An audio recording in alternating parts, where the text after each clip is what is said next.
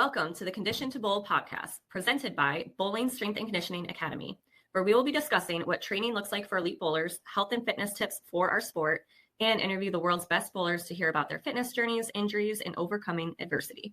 Harnessing over 40 years of combined industry experience in physical therapy and strength and conditioning to foster an engaging community, cultivating the initiative that bowlers are athletes. Thank you for joining Condition to Bowl, a podcast with a mission to help bowling athletes of all levels enhance their body and movement for life and our sport by shedding light on the ways elite players train, prepare, and enhance overall health on and off the lanes. Our goal, Heather, and everyone else, is to build up a community on a mission to show that hashtag bowlers are athletes. And welcome everybody. Like, share, and subscribe. Appreciate the support. Provide some comments. Let us know some feedback, what we could do better, what segments you're liking. And without any further ado, Heather, take us into welcoming our next guest. All right. Welcome, everybody. Thank you for joining us. And tonight we have someone awesome. Her name is Valerie. Let's see if I get this right. Bercier. Did I get it?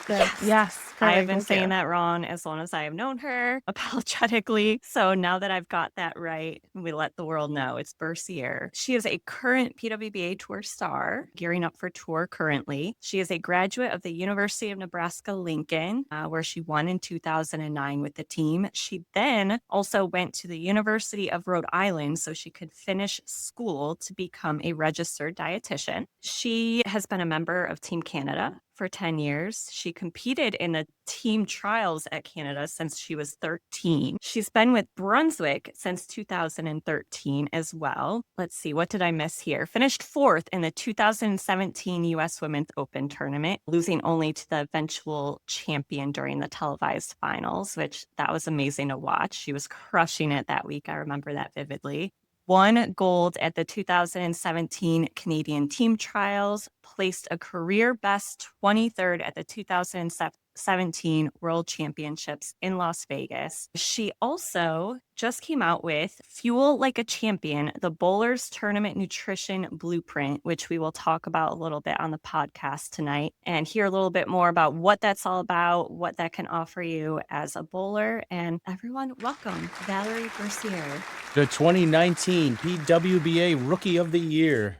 Oh, yeah. Thank you. Thank you so much. I'm so excited. I never really know what to expect. And what are accomplishments? I don't know. It doesn't really matter to me. Depends on everyone's perspective, right? At the end of the day, there are millions of people that need this help because of what has come of our food industry, if you will, or pharmaceutical industry, whatever it might be. There are so many people that need the help with weight management, learning how to eat healthier, learning how to move more, all the things, and the mindset work that goes with it. And that's something that you are exceptional at. Like, I've had the joy of working with you, and I got to tell Paul a little bit about it in the green room before we hopped on. But when I was doing Optavia, you still coach Optavia, I no longer, but you were such a mentor to me. And as you gave me that book recommendation, I was like, oh man, I missed this about our talks, because we always had these book recommendations back and forth and just these very in-depth conversations. And you always went deep diving into the mindset behind change, motivation, and all the things that have to, identity shifts, all of these things that have to happen at a much deeper level for people to be able to go on these journeys of being healthier and being more fit and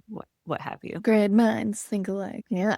And we're cut from the same cloth. Yes, I agree. Guys, I wanted to take a little pivot from the weight loss piece and ask one more thing in that realm. And then I want to revisit one thing that we were talking about from Team Canada. And then we're going to transition to the segment pieces. And the thing that I want to ask Valerie, and feel free, Heather, to jump in on this one too. Now we're just talking about, well, not everyone per se. Let's talk about, I guess, the somewhat active people, maybe even like weekend warrior, but they don't have to be like the top 15% elite athletes and the people that are CrossFitting 5 times a week. Not those people, but they're in this group, as well as the people that work out 3 times a week kind of thing. What do you guys think? And Valerie, what do you think about fasting? And I'm not talking just about some intermittent fasting. I'm talking about fasting to get to a true state of ketosis on multiple days throughout a week. I yield. Such a funny question. I mean, it's a normal question, but for me, it's a very hard question because I am with Heather. Like, you got to fuel the body. She even said that. Like, I can't, 8 a.m. to 5 p.m. and you haven't eaten anything. Like, that's terrifying to me. And I turn into an angry person. I don't want to be around me when I'm really hungry. And my husband knows this. So he's always, oh my gosh. And you guys have kids. So when my son has a meltdown, it's either he's tired or hungry. And I'm literally, and when he's just really whiny, I'm like, he needs a snack. We need to feed him. When's the last time he ate? You know what I mean? Like, that's like the first thing. And I was like, duh, he's hungry and needs to eat. He's acting like a crazy person. Yeah. So I really think blood sugar regulation is good when you fuel your body frequently. However, that it makes it more complicated. And I think intermittent fasting, so to go to that question, it's very simple and people can do it because they're like, well, it's easy. Like, I just don't eat. So from that sense, their success rate could be higher, but also it's not sustainable, at least in my experience, because you go to a brunch with a friend. Oh, well, I can't eat because my eating window isn't here yet. And so that has been my experience with clients. So then is it actually worth it to do it? Because if you only have a couple of days to do it and then it's not really habitual in a way, and then there's the adequacy part of it. Are you actually getting adequate nutrition when you're shortening your windows? I actually work with a client right now who's a chronic dieter. I mean, she's on all of it. And she was doing intermittent fasting for a period of time with an app, and it got her down to eating like 1 hour a day. And she became like really obsessed with it. And that's not good.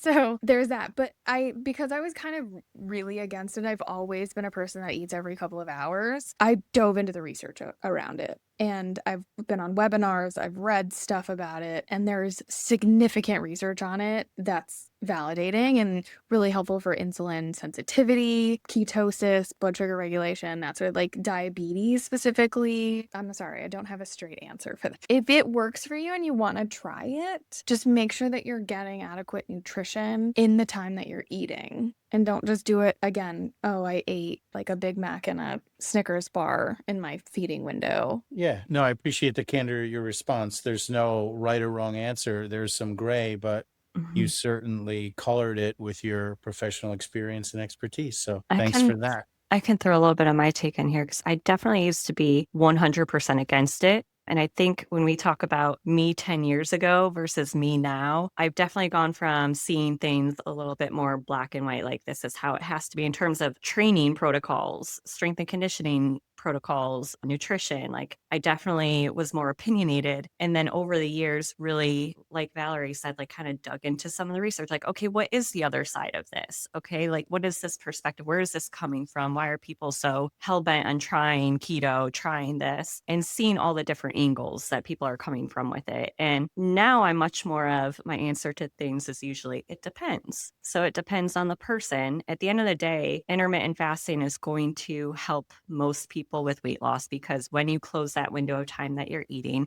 you're inevitably reducing the amount of calories you're taking in. It's really hard to have the same, if you're eating 3,000 calories a day, it's really hard to eat 3,000 calories within a 4-hour window, right? So you're going to have that reduction regardless. Some of the research I dove into a little bit is more along the side of women tend to have a harder time with intermittent fasting because of the hormone regulation. It really messes with our hormones. I think this is why women get a little bit more hangry when we don't eat. So typically when I work with female clients, my advice is like, I don't recommend it as much because of how it affects our hormones particularly. Men that I've worked with have had more success with intermittent fasting because it doesn't seem like their hormones affect them as much. But again, it does go back to, are you an athlete? Are you trying to compete while only eating within a small window? If you're not an athlete, it might work a little bit better for you. If you are one of the guys going on the PBA tour, might not be as good for you because you have to bowl all day on little fuel. So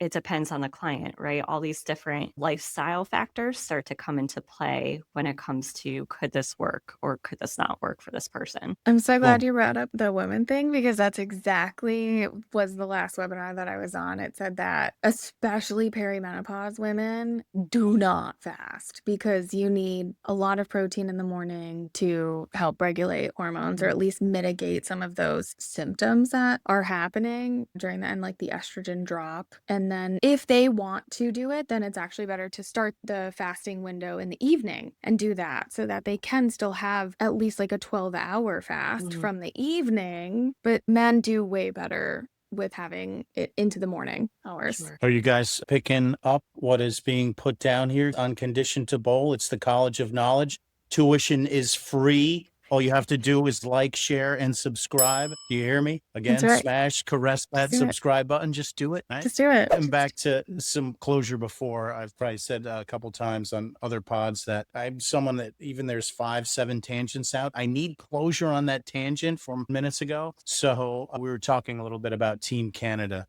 right? And we talked a little in the green room about how you've kind of had revolutionary changes with your 10 years associated with Team Canada. And I'm sure it's been a process. And then we were kind of speaking. I was like, oh, hold the phone because I want to hear about it on the pod. What was a big genesis of that for you, Valerie? Yeah, it was right after I got out of Nebraska. I'm pretty sure it was the 2013 year that I made adult team for, I think it was the second time. And that was the first year that Coach Ty Rose was the coach. I think he had signed like a new contract, or maybe this is when he was becoming the coach full time or something like that. And it was pivotal for me because I learned so much at those first couple of training camps and those couple of years, because Nebraska was very much physical. And if anything was wrong, it was always the bowler's fault. Like there was always something physical. And they didn't teach us about drilling, layouts, ball reaction, nothing, because they were the eyes. And if we needed to make a half board move, like they told us. And then if we needed to move our eyes in or whatever, and then we just relayed the information to our teammates and stuff like that. So I felt like I didn't know anything about ball reaction or bowling or physical game or anything. And so Ty has been my coach since then, and formally with Team Canada, but I actually hired him as a coach last year for the tour, and still like super knowledgeable and helps me a lot. And I've learned a lot from him. But other than, and the competing at the world level, man, like it's intense. I do think that it's like competing at a PWBA event because Team Singapore is there, Malaysia, European, Sweden, right? Like there's a lot of international players that come to the PWBA. It's like, it's for your country and it's crazy intense. I do miss that and I miss traveling. But after I had little John, I was like, there's no chance that I'm doing that right now. Cool. What's the best, even if it's philosophical, piece of wisdom that he shared that's been most transformational for your game in particular? We're talking about Coach Ty Rose. Yeah, man, so many nuggets. Could share a few if you like. I would say he taught This is your me- chance to give him his roses. Yes. His flowers. Here are all of your roses and all of the kudos and appreciation that I have. The slow and quick response times of bowling balls, unbelievable. And I know he mentioned this on other podcasts too, or like his podcast that he was on with you, the dual Aberlon pad. Yeah, that was pivotal. I've learned that from him. The response time was unbelievable. We broke down every one of our games. So some games have quicker response time, so we need to use slower response equipment. And then some games, if you roll it a lot and you're like end over end, you just have slow response game. So then you actually tend to need to use quicker response equipment. And that back in 2013 was mind blowing to me. And I still don't I literally was like, I don't think that I have actually fully understood it. And it's been a lot of years since then. So I'm still learning about it. Oh my gosh. Yeah, that's great. So I would say that. And he's just so smart. And like the way that he conveys information, Team Canada is very, very lucky to have him. And I hope that they all appreciate him in the way that he needs to be appreciated for the work that he does for them. For a quick plug for Ty, because we all think very highly of him. Just a reminder that you guys can go to bowlerbuilder.com. That's his new website where if you want to reach out for his coaching services, he uses like a really cool app because he did a trial run with me with the app and coached me for like a month, but I was terrible at responding. I was the worst client ever. I was like, oh my gosh, this like I deal with this with my own clients and now I'm being the bad client, not responding to your messages. But it's a really cool app where you can post videos and stuff of you bowling and he'll leave remarks. And like he has a whole process of if you want to be coached by him, but you're miles away, you can still have his expertise in the back of your hands, so in the back of your pocket, whatever that saying is. So bowlerbuilder.com. Definitely check that out. Cool. And I wanted to give a plug and a space here before we get to the segments. For you, Valerie, can you talk about your new offering too, please? Yeah, it's been a very, very long work in progress. It's one of those things that people have always asked me for a long time. Like, hey, what do I eat when I bowl? Or tell me what I should pack for like tournaments and stuff. And just conversations with a lot of people. And I finally like bit the bullet back in October of last year to start creating it. And it was almost like reluctantly that I finally released it because I'm a wicked perfectionist and I still don't think it's good enough. But I've been through it, people have been through it, and I just have to put it out there. And I always forget, and Heather, I'm pretty sure that you're the exact same way. People don't know what we know. And so if we think it's really simple, that's better. And so I'm realizing that with a client that I talk about glycemic response on every single call and like the difference between carbohydrates and protein and all of like sources of them. And I just feel like everybody knows that information, but there are so many people that don't.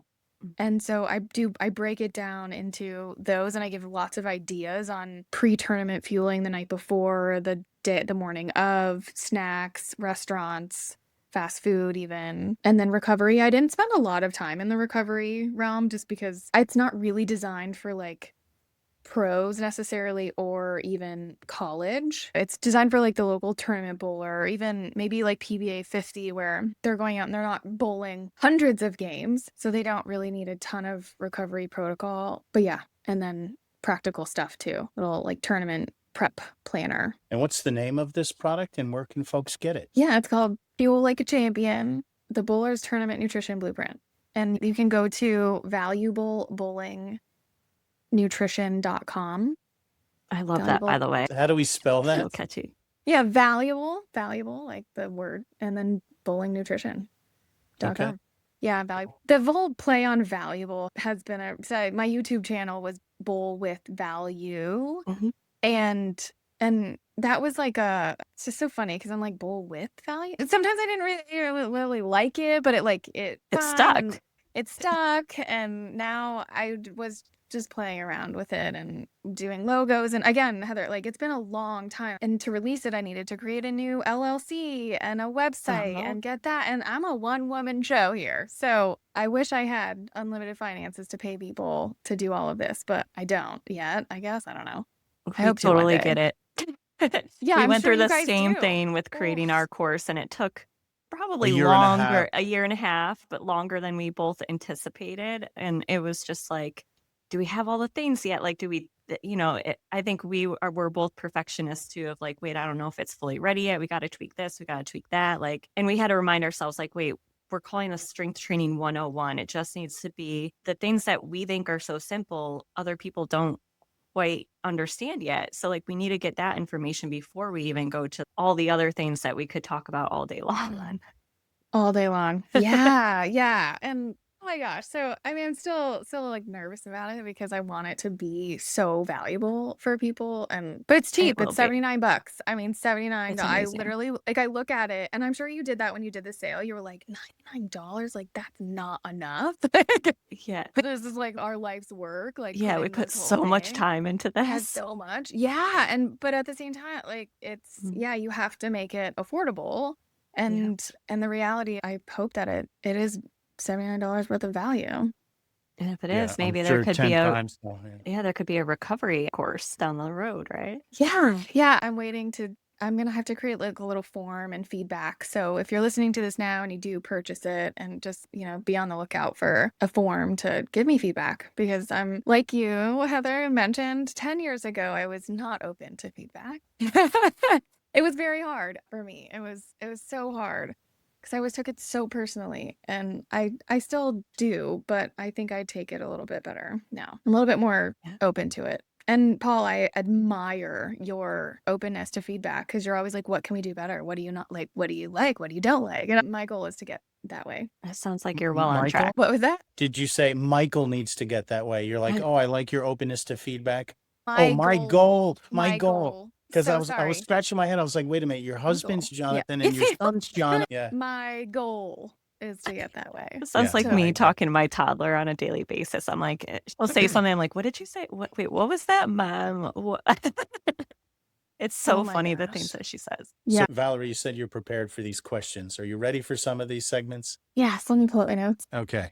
I'm going to start with the basic one, the common denominator, super thread throughout everyone. Please tell us your favorite exercise and least favorite exercise. Well, I absolutely love lifting in general. Okay, I really do. But when I was really thinking about it, I lost you, but I'm just gonna hope that you're there. So I love sprinting. I wish that, and maybe this is something I need to have a conversation with you guys about, but like I wish that my body could handle it every day. Is that like advised? Could I do that every day? Okay, thank you. Oh, whatever. I'm That's it so every glad. day.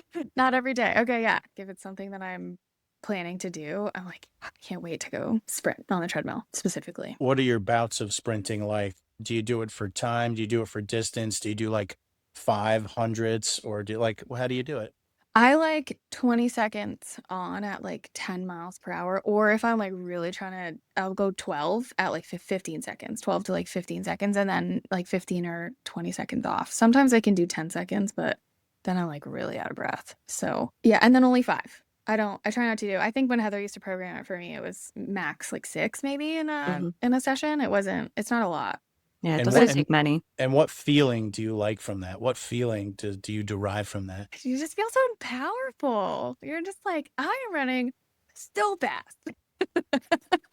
When you said 10 and 12, I was like, damn, she's zooming. Oh my God. It's just so fast. And I like my heart rate never gets up that high unless I sprint. You know what I mean? And I cannot stand to run for long periods. I know that, yeah, Shannon and Heather, you were the same way. You're like, I'm the complete opposite. So I'm the complete opposite with her too. I ran a half marathon in 2019 because my friend's 30th birthday. It was like one of those things that we were going to do for her. And I trained for it while I was competing on tour. And that was not a good idea. Would never do that again. But yeah, I just mentally, I just like hate running. And I did a genetics test. I don't know if you guys have ever heard of it. It's 3x4 genetics, 3x4genetics.com. So cool. It gives you literally what your genes say, like predispositions. And it actually told me that endurance is not a thing. Like I can sprint and I can build muscle, but no endurance. And I was like, confirmed. Oh man, there's a whole book on this, and I'm gonna have to go dig it up because it talks about something with the gene. Maybe, do you know what book I'm talking about? I'm gonna find it later and I'll text it to you guys. But it goes way into depth on the research behind genetics and like, what's the guy's name? The super fast sprinter who broke all the records. Usain Bolt? No. Usain Bolt. Yes, that guy. And, like the genetics of him, and even it goes into like nationalities, like different backgrounds and their genetics to just be predisposed to be really, really fast and have fast twitch muscle fibers, like their type 2A and then the type 2B. And it just goes all down the rabbit hole. That's really interesting. Can you please? That would be so great. Yeah, I'll send it too.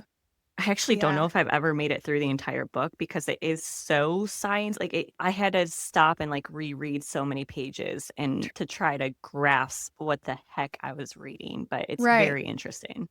Yeah, I'm with you on that. The one thing I will say about that genetics test that I really want to convey I want to convey it a lot more. I mean, you can't really see it, but like I'm a thin, muscular person right now. I've had a baby. I like my shape. Okay, but I'm genetically predisposed to a lot of health issues. And I know this because of my family history. My dad has had multiple heart attacks, triple bypasses, stroke. My mom had a stroke. She's on statins.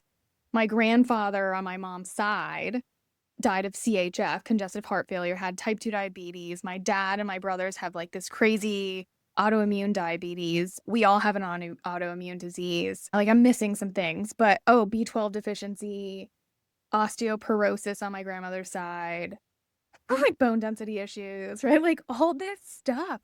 And this genetics confirmed it all. It literally gave me all of that information. Predisposed to high blood pressure, high cholesterol, all of it. And then the one thing that was really interesting was my Renpho scale always told me that I had a low resting metabolism. And I'm like, excuse me, I have like 105 plus or like 110 pounds of muscle mass. How do I have low resting metabolism? It doesn't make sense. And it actually said that in the genetics test that I have a low resting energy metabolism.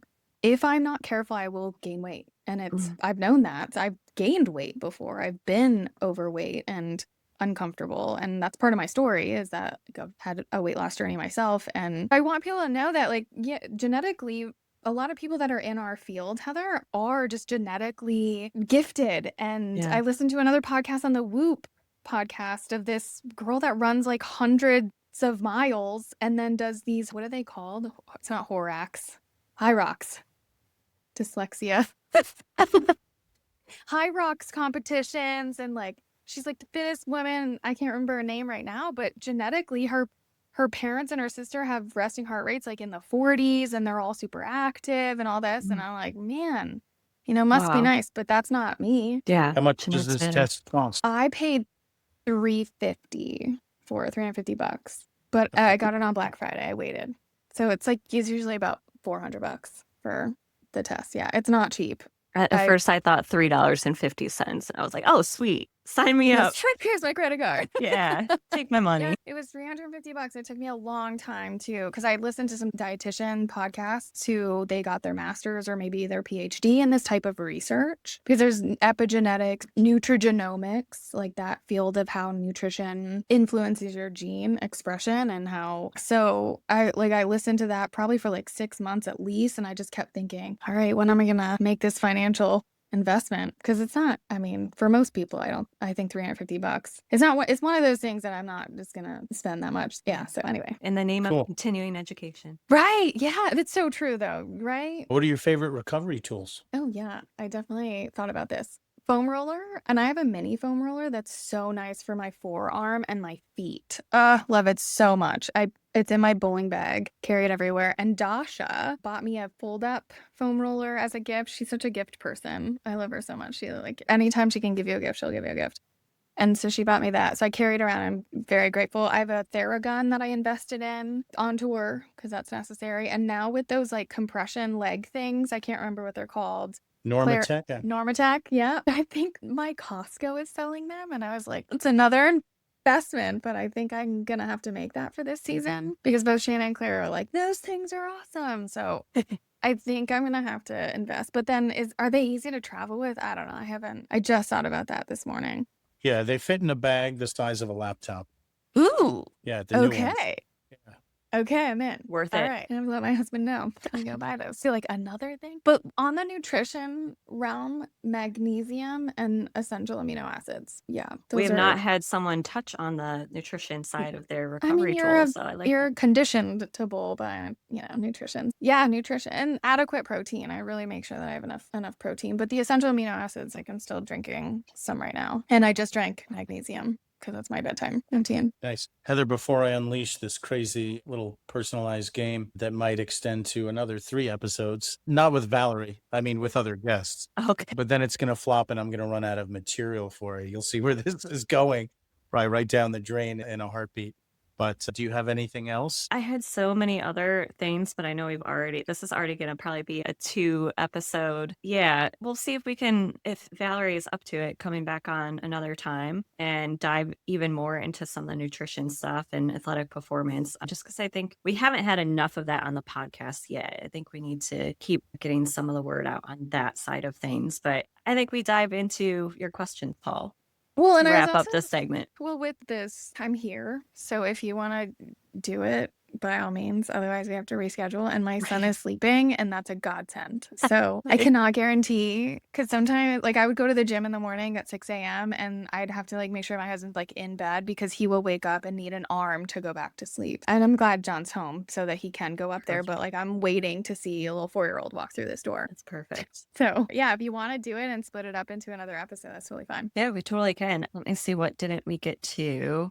We dove into the GLP-1. Bowlers specifically skipping breakfast before a tournament. What is your take? Or if they came to you, what would your recommendation or advice be in that scenario and why? Yeah, I want to say that's very similar to the intermittent fasting. It depends, because I fully understand that people do have like a queasy sort of stomach, a nervous stomach. And I get that way too, but I just know myself that I've eaten breakfast my whole entire life. So I just do. And so what I would say to them is if they could do a shake, a smoothie, a protein shake, something liquid, that's better than nothing. Because you really do need adequate fuel. If you're bowling 3 games, okay, cool. Like you can probably afford not to eat something. But if it's 6 or 12 games in a whole entire day, maybe at the first sign of hunger, like plan to eat at the bowling center before you start.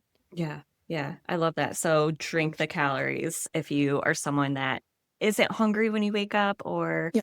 you get a little bit of the pre-tournament anxiety. I love that advice. The other thing was your training for this upcoming PWBA tour season. I know you're lifting a lot more, like you really dove into that. As you started lifting more and probably adjusting your nutrition to accommodate for that, was there anything else that you changed prior to tour season, or anything you're doing differently before this tour season that maybe you learned from last tour season? My training, I think, is the same. So I do 2 lower body days and 2 upper body days. I just really like that split. I feel like I recover well. And then you taught me that if I skip one, I can always make it up. So it's so nice to have that. And it's wild because I literally, anyway, just the whole concept of that, like you have 7 days in a week, and if your goal is 4, then you've got 3 extra days to play with. So I oftentimes don't skip.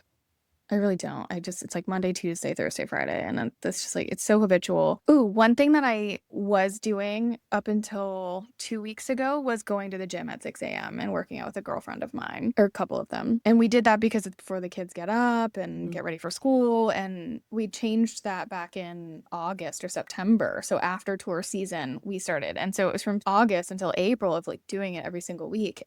And I loved it because I could go to sleep at 8:30 with little John and then wake up quite a few hours earlier and get it out of the way. And then I realized I'm falling asleep at the time that I need to be bowling soon. We bowl until like 9:30 p.m. Oh, yeah. So I do not want to crash by then. Oftentimes you need to be your best to make the cut at that point. So I have been doing that. This past couple weeks, so I gave myself about a month or so of staying up later, and then waking up when my son needs to get up for school, and just having a little bit, it is kind of like a little bit less, it's chill, right? I just, we get him ready for preschool. We don't like make it a whole, he never has to be there on times. And I'm so glad, because I feel like that's what creates anxiety in kids is like, come on, hurry up, let's go. Yeah. So he's only 4. So that I have changed. And then something else is he bowls league. He just finished. He bowled league on Thursday nights. So he actually started bowling before I started bowling, because he started bowling when he was like 2, or even I think he was just 2. So all that to say, I would go practice in the mornings, and then I would also bowl at least 3 games in the evenings. And that was something I don't think I did last time. And I only practiced once a day, maybe a couple of days a week before. And this season I practiced like no less than 2 days and like a lot of games. I take 15 balls with me to practice. I practice on patterns, and I've just been studying ball reaction like it's my job, because what I really do think that's the deciding factor is how can you, I think Ty actually said it. He's like, how can you make quicker decisions? You need to make the fastest decisions possible. And if you don't know your balls, or you're confused about what's happening, you're going to be a few frames behind, and that's it. And then you start to go into for us, because that's Team Canada, you start to go into the yellow and hopefully never get into the red. So that's what those are the differences this year. Good stuff. All right. I think that's all I've got. So Paul, if you want to get back to the segment questions, go for it. No, before that, since we're going to probably make it 2 episodes, let's make them hearty, and Valerie's in for it. Not that we're going to continue for another 2 hours.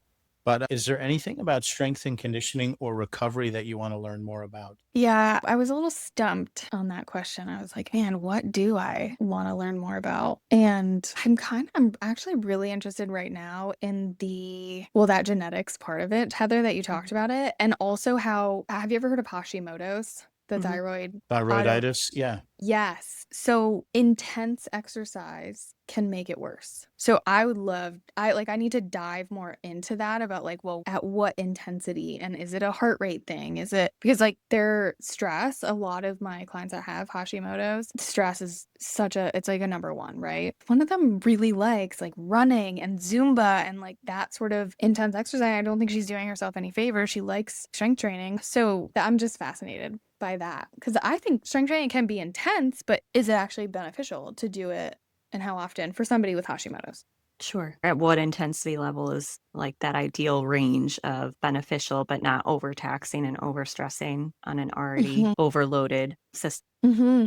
Yeah. Other than that, I mean, I'm always interested in mobility stuff. I love yoga, and I'm probably way more flexible than I have ever been too. I'm, like, strong and flexible. But Heather, you mentioned that a long time ago to me.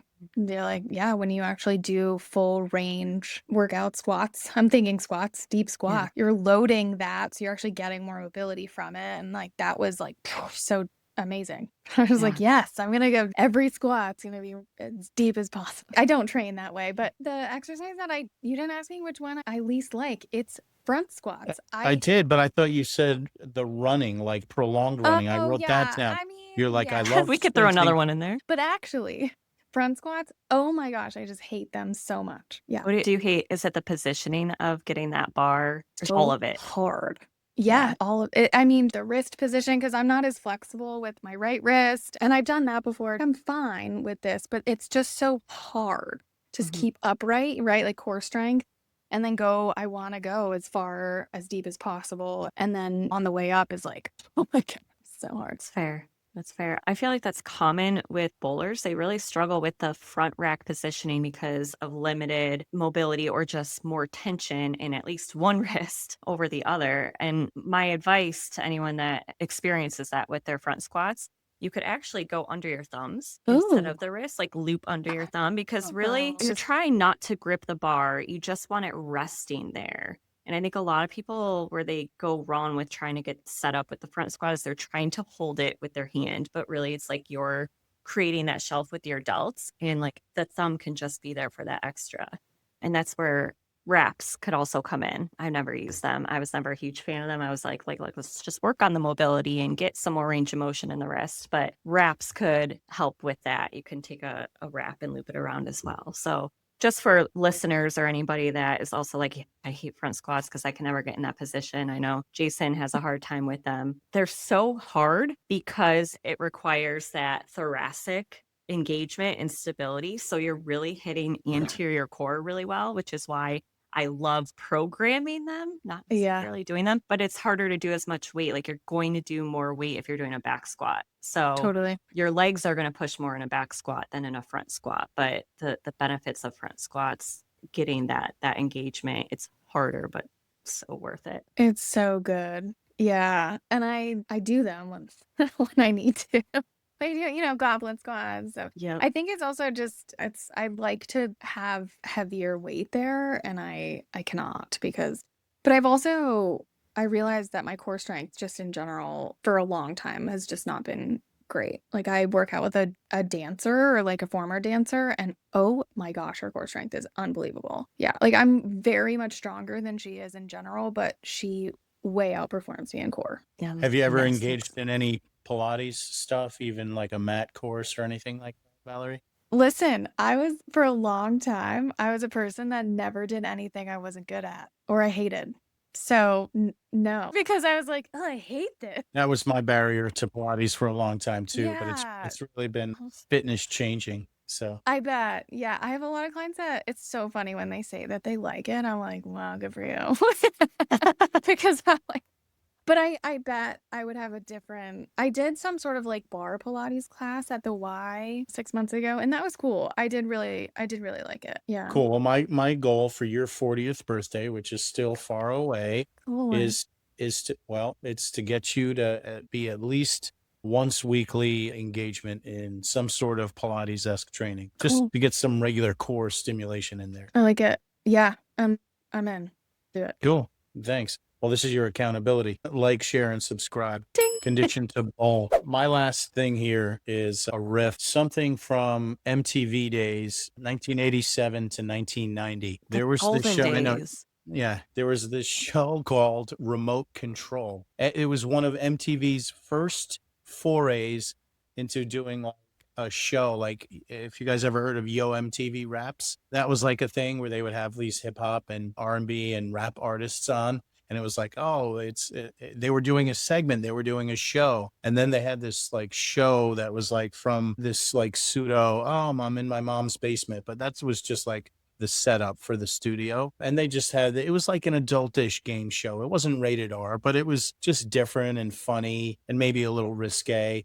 And like, what's his name? The host was Ken Ober, but Colin Quinn, who was on Saturday Night Live as a cast member back in the day, he started there. Adam Sandler had a bunch of segments on there. But anyway, one of the categories on this like show was called Dead or Canadian. And they would just end with 3 contestants, and you would buzz in and they would say you someone's name, and you had to say dead or Canadian. And then after that, it was such a hit that it was dead, Canadian, or both. Like, is this person a dead person, or are they Canadian, or are they both? Right? Like, for example, John Candy. He's Canadian and he's also passed. He's dead and Canadian. Since you hail from Ontario, Brampton, right? We're going to go through a little episode of Dead, Canadian, or both. And Heather, you can play too. I don't know if I'm going to know who any of these people are, but have at it. Yeah. And I tried to compose a small list of things that you guys might know, but I understand there might be 2 or 3 names on here you might not. Therein lies the intrigue, right? Melissa Sue Anderson, dead or Canadian? Dead. Heather? Dead. No, she's Canadian. No. Don't know who that is. Who is that? Nope. No idea. Olivia Newton-John. Oh, I know. I think dead. Was she Canadian? Or was she I don't both? think she was I'm No, going to go she's with from- Bull. Unfortunately, she's from down under and she is dead. By the way, I have to let everybody know that I have now lived in the US longer than I lived in Canada. Oh, that's Yeah. an interesting fact. When I was 34, that's when things changed. So it was just recent. Yeah. Very recently, just yesterday.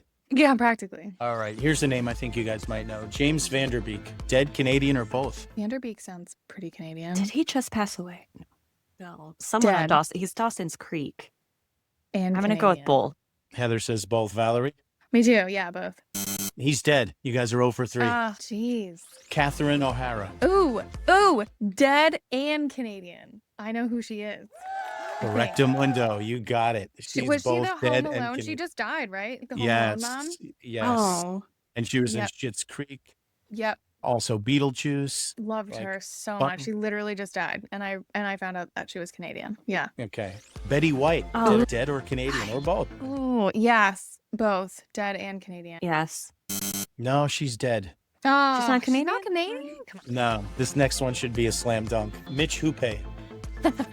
Canadian. Not dead. Yes. Dead. And with us. Nothing there. Mitch just having some Thank fun. God. We had to throw a bowler in there, right? Yes. Kobe Bryant, dead or Kobe- Canadian? Just dead. Just dead, yeah. Yeah, just dead. Alan Thicke. No idea. This is so Canadian. morbid. All Just right. dead. Yeah, Canadian. he was on Growing Pains. He's the father of Robin Thicke, singer. Like, Oh, I know Blurred who Lines. Robin Thicke is. yeah, his dad Was was he on a Alan Thicke is both dead and Canadian. Oh, wow. Wow. He picked a lot of dead people, Heather. Yeah. Oh, Dad. I guess so. But that's okay. This is But the also- segment. This is the segment we will not be bringing back I know. I due to don't- its morbid nature. That's hilarious. And for those that don't know, we start recording these episodes at 9:45 Eastern time. So this is probably a reflection of the degradation of the evening. The caffeine Yeah, I- from the day is wearing off. Yeah, I cannot have caffeine past 1 p.m. Yeah, and the bald man is apparently hangry. So I Oh. think my hormones are offset right now as well. But you're also in Central Time, right? Shh. Yes, Ah, you got yeah, a leg up on us. I do. That's okay. Was there anything else? No, anything else for the good of the group? We really appreciated everything that we Oh. learned. I had Oh, one go more. ahead. I got one Go more. ahead. What? Okay, because you're a registered dietitian, and I think it's funny that people think that we eat, like as a nutrition coach, we eat perfectly, right? Like we never eat a cheeseburger ever in our lives. Like people ask Jason when he's eating something on tour, are you allowed to eat that, or is Heather going to be mad at you? So I thought of a question earlier. If you could eat anything every single day and have zero consequences, because I don't want to say like if you could eat something unhealthy, right? I don't like labeling foods healthy, unhealthy. But if you could have anything and there's no consequence to it, you wouldn't get diabetes from it, you wouldn't gain weight, you wouldn't have all the negative things that maybe this food could provide, what would it be? What's your Let go. guilty pleasure, if you will? Ah, what a good question. I would say steak. Yeah, like a really good, I think they're called porterhouse steaks. Are incredibly expensive. So I think the criteria would be like I'd have to have a lot of money too.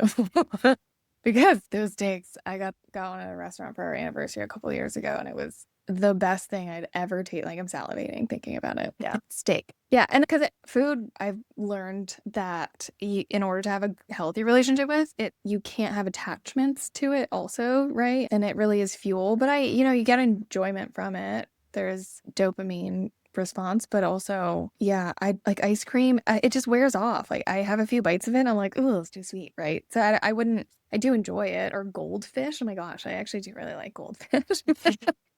But I can't have it more than a couple of times and I'm like, oh, that's gross. So, but steak, yes, I would like to eat that every single day. And I probably could as long as it's lean. How would you have it cooked? Yeah, medium or medium rare. Medium. Probably medium rare. Yeah, it's got almost Good not choice. mooing, but That pretty is a raw. good choice. Yeah. What about, I want to know you guys. Yeah, I want to know yours. yours. I actually don't have one, but I want to know Heather's. Well, you have to have one. I picked one. I think because you just said ice cream, my mind is going to ice cream. Also, my stomach is kind of grumbling. So I'm like, anything sounds good right now. I think it would be ice cream because I could change the flavor every single day. Mm. And I could go like a little fruity or I could go chocolatey. I would say in the summertime, that is like the one thing. Like me and Jason will go get ice cream very frequently. We love our ice cream in the summertime. Yeah. But I'm Same. fine without it in the wintertime. I'm like, I don't crave it as much. But summertime, I'm like, yes, I just want my ice cream. Any Abbott's Yeah. frozen custard in there, Rochester girl? Oh yeah, we'll like mix it up, and we like to try different ice cream shops too. Like we'll be like, oh, we haven't been in this one yet. Let's go try that one. But I would say my ultimate favorite is probably Cold Stone. Like I like mixing all the things in it too. Like I am all of it. Give me the cookie Yeah. dough, the brownie, the Yeah. caramel. Like I could have a sweet tooth. Yeah, I haven't had Cold Stone, I think, since I lived in Nebraska. really. Yeah, it's been a long time. We have one around the corner. I think it's attached to a Tim Hortons. I just never go. I think it's because it's like too sweet for me now. I don't know. Yeah. It's like so sweet. Yeah, but delicious, of course. Yes. What's yours, Paul? I wanted to take a pass card, but I have to say something. So I'm going to say like a vat, not an extra large, not an ultra jumbo, but probably a garbage bag full of vat of freshly popped popcorn with lots of natural butter and a lot of salt. Now, this is my favorite snack in the world, and I do probably have that. Yeah, not to that tons of butter. I'll put some salt on it, but usually not butter, every once in a while butter. But if I'm going to have no consequence from that salt, no consequence from all that cholesterol and butter, I'm eating that every day. Like the movie theater popcorn when you could take it and just put all the butter on like the machine. Yeah, but it would be real butter. Oh, okay. I like the And movie the- theater one. Yeah. Butter flavor, Yeah. flavored butter product. Yeah, whatever that is. Yeah, Ultra formulated. Yeah, it's got Yeah. high concentrations of dopamine in it. I think that's what it is. Yeah, I'm probably with you. I would love to eat, but that's why I probably said steak because saturated fat increases my cholesterol, so can't have it every day. I love that question. Leave it to Heather to always ask a poignant, good, thought-provoking We last might question. have to throw that one in a couple more episodes because I thought of that earlier and I was like, I like that Mhm. one. It is a fun 100%. one. Yeah, Yeah. that's all I've got. All right, Valerie, just to recap, where can they find or follow you and find that lovely product that all bowlers should be having at their disposal?